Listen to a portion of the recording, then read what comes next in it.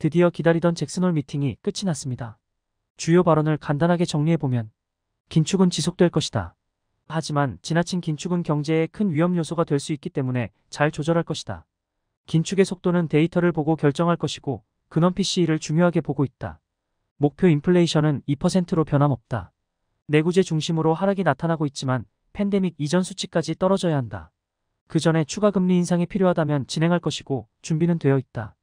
이 모든 결정은 경제 데이터를 보고 결정하겠다. 이 정도로 볼 수 있을 것 같습니다. 채권 투자자들에게 긍정적인 부분은 목표 인플레이션을 변함없이 2%를 유지한다는 점이고 부정적인 부분은 추가 금리 인상이 가능하다라는 점이라고 볼 수 있을 것 같습니다. 잭슨홀 이후 11월 금리 인상 가능성이 점점 높아지고 있는 모습인데요. 패드워치를 보면 9월에는 78%가 금리 동결을 예상하지만 11월에는 51%가 금리 인상을 예상하고 있는 것으로 보여집니다.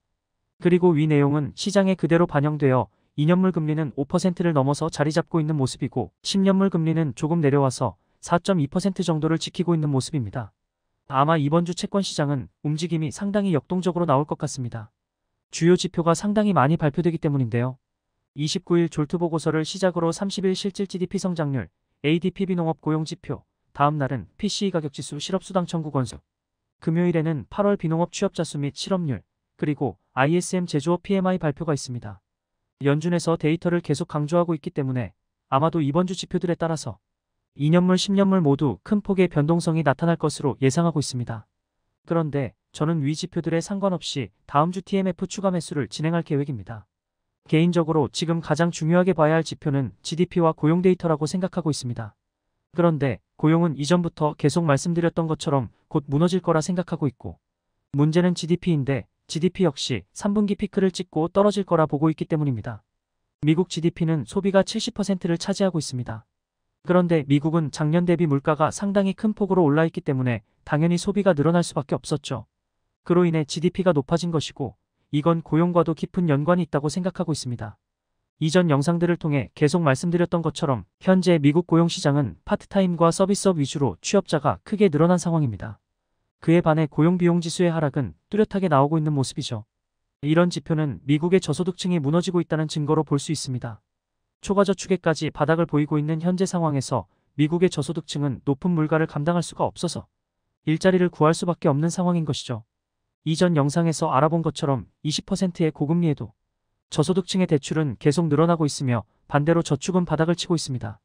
그리고 이 모든 돈들이 전부 소비로 갈 수밖에 없기 때문에 GDP가 올라갈 수밖에 없는 상황인 것이죠. 재정 건전성은 바닥을 뚫고 내려가려 하는데 GDP는 높게 올라가고 있는 상황이라고 보고 있습니다. 이런 상황이기 때문에 고용에 이어 GDP 역시 떨어질 수밖에 없다고 생각하고 있습니다.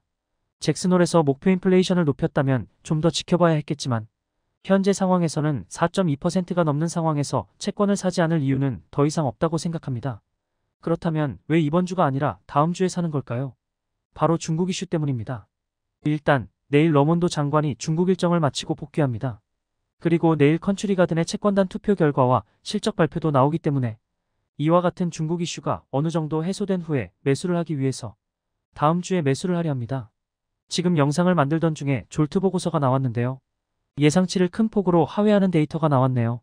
아직까지 높은 수치이긴 하지만 예상치보다 크게 낮게 나왔다는 게 굉장히 긍정적으로 볼 수 있을 것 같습니다.